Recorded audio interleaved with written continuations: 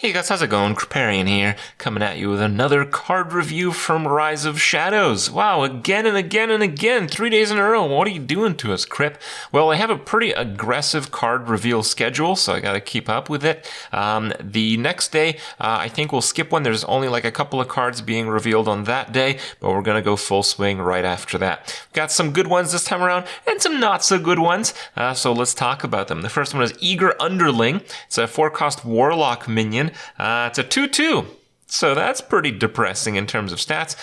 When it dies, it gives 2 random friendly minions +2/+2. So, you know, it's pretty situational. You're going to have 2 other minions to actually realize this effect. So if your opponent has any kind of board control, he might be able to set up a situation where he just kills this off. And then, well, you're not even getting the death rattle. Then you probably lose, because if you're playing this, you're playing Zulok, and if that happens and you're playing Zulok, you're done.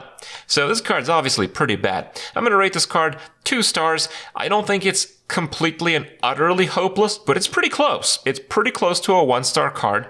I just think that in a world where we have an abundant number of egg-like cards, you could potentially play Sacrifice Warlock consistently, and in that environment, you know, this card is actually okay. It's 6/6 in stats, and it activates your otherwise worthless minions. So, you know, it's like maybe playable, but it's really, really weak. It's going to need an astonishing amount of help to see play. Magic Trick is our next card. It's a 1-cost mage spell.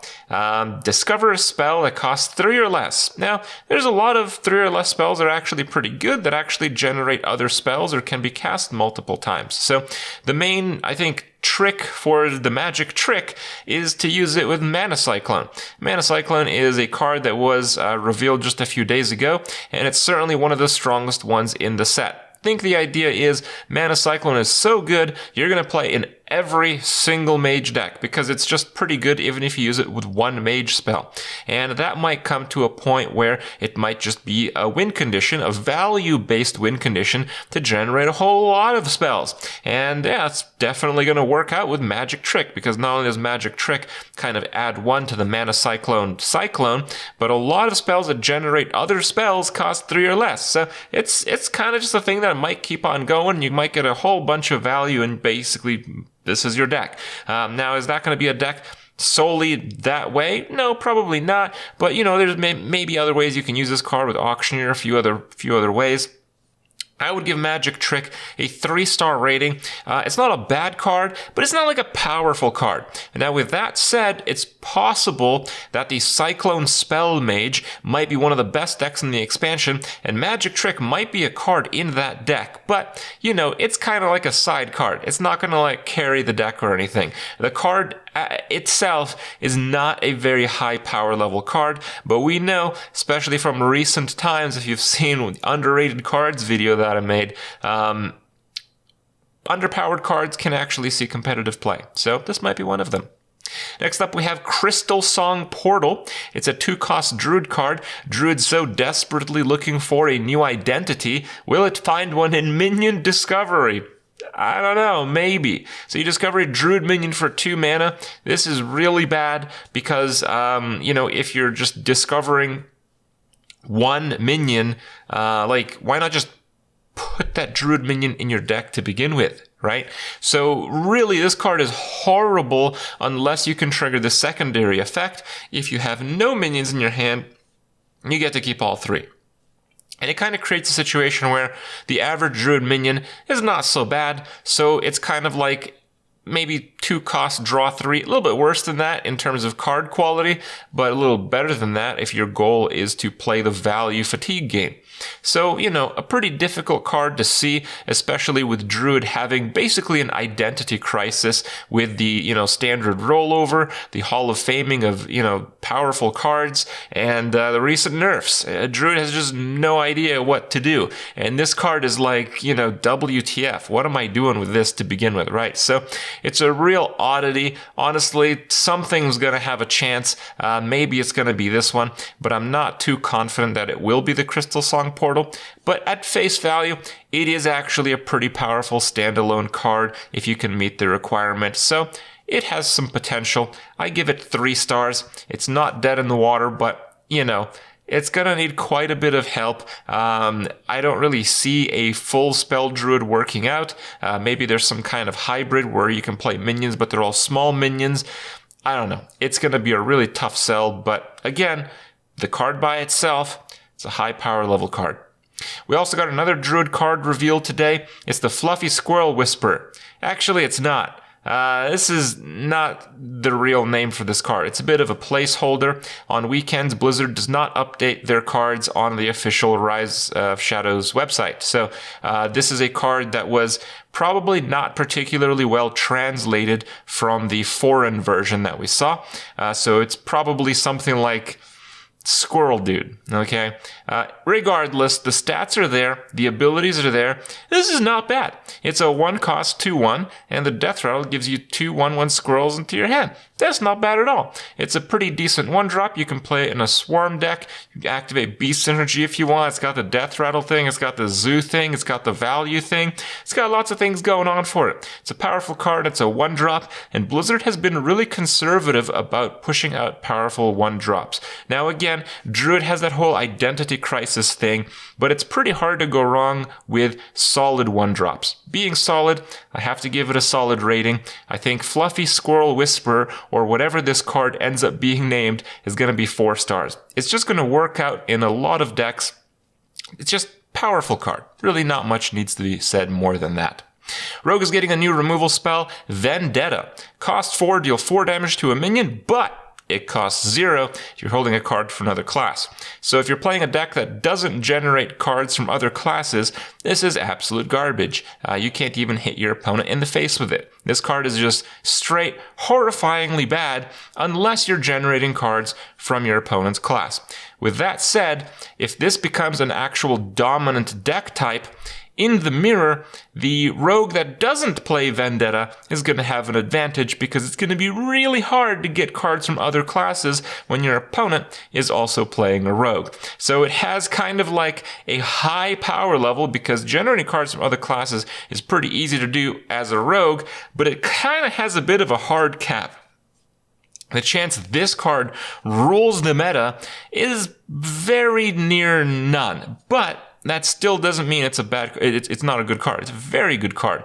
I give Vendetta 4 stars. I think it's actually quite easy to get cards from other classes. I think, while that might be a tier 2 deck, Vendetta is going to be one of the staples for that deck. It's going to be one of the things that it's going to make that deck. This card is absolutely ridiculous if you can satisfy the requirement. But again, the generating cards from other classes rogue, I'm not seeing that as a tier 1 deck, but, some cards like these are helping out. On a side note, I really appreciate seeing Blizzard kind of fueling existing mechanics in a pretty positive way.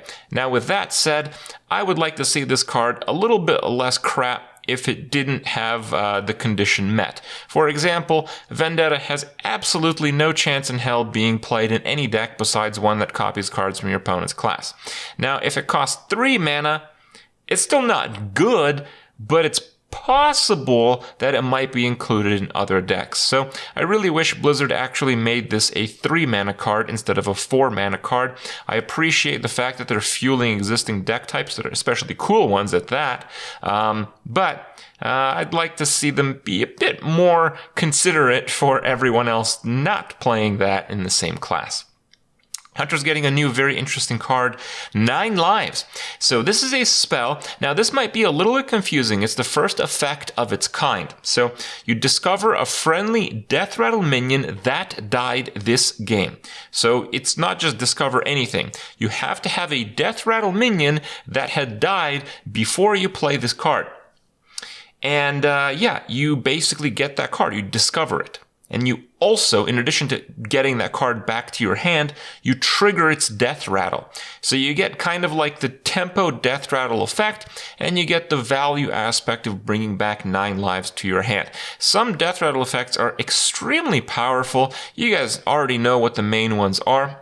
We've yet to see exactly what the expansion will bring us, but one that has gathered a little bit of attention is the Hunter Legendary. So let's talk about the interaction between these two cards. If you have previously played on Oblivitron through however way you actually were able to play it. If you play 9 lives and you have Oblivitron as part of the options, 9 lives will instantly trigger the Death Rattle, which summons a mech from your hand and trigger its Death Rattle. Now, it's possible that if you have another Death Rattle minion in your hand, you play 9 lives, choosing Oblivitron that died earlier in the game.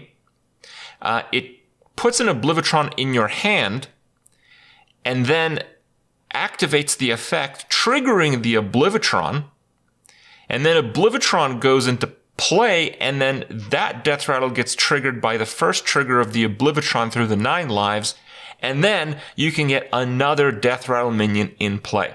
So the potential for this card is like just dumb. It's just stupid good. So I would say Hearthstone's history has shown us that potentially completely insane interactions with Death Rattle minions specifically tends to find a way in the meta. With that said, I think 9 lives is a pretty good card. I think it's at least a 4-star card. I think it's very solid. The main issue that I have with it, the reason why it's not 5 stars, is I'm not completely sold on the current pool of Death Rattle minions. Now, with that said, we're going to be in the first expansion of the year. This is when there's the fewest number of cards in the standard set from any given time. So, later in the year, this card might actually become meta defining. For the start, for this expansion, I certainly think it has a chance, but it's probably not going to have too easy of a one unless we see some really absolutely broken, insane Death Rattle minions, particularly mechs. Plot twist. Last card of the review. Best for last, in my opinion here. So this has a really cool effect that's been reproduced through many different card games. A lot of card games have this effect, and it's well understood that this effect is a very powerful one. Shuffle your hand into your deck, draw that many cards. So, that seems pretty good. Now, the main aspect that I want to talk about is how good this is specifically for Warlock. So Warlock has many different options to synergize with this card. And before I go into the details of that, let me just blast 5 stars on the screen for you guys. I think this is a 5-star card. This card is absolutely crazy. So, some synergies to keep in mind. One is you're playing a Warlock that relies on some cards that you don't have in your hand. The issue with Warlock specifically is that they typically have some very powerful options at any given time, but even when you have just a few cards left in your deck, you don't have much of an incentive to actually use your hero power because you're going to lose to fatigue.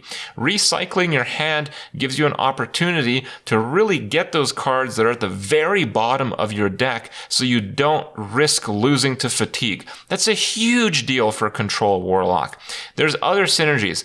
Temporary cards. So if you're using like the Solarium, so if you play the Solarium and then you're going to discard those cards in a turn, well, shuffle them back in there. You get to perm your Solarium. You literally get to combo draw your deck. So, any kind of effect that has that, any kind of temporary cards, any kind of card generation, you can turn those into real cards. The flipping of real cards, that's just so strong. Number 3, we just had a Warlock Legendary revealed that whenever you draw a card and it's a minion, you get a copy in play that can, hit something. Now, it turns out you can play that card and this one on 10 mana. So there you go. Pretty sick combos right there. We already have some really sick combos. It's already a very good, well-rounded card, especially for the Warlock class, so I expect great things from Plot Twist. Let me know what you think. Hope you guys enjoyed the review. Make sure to check out the ones before, and stay tuned for more.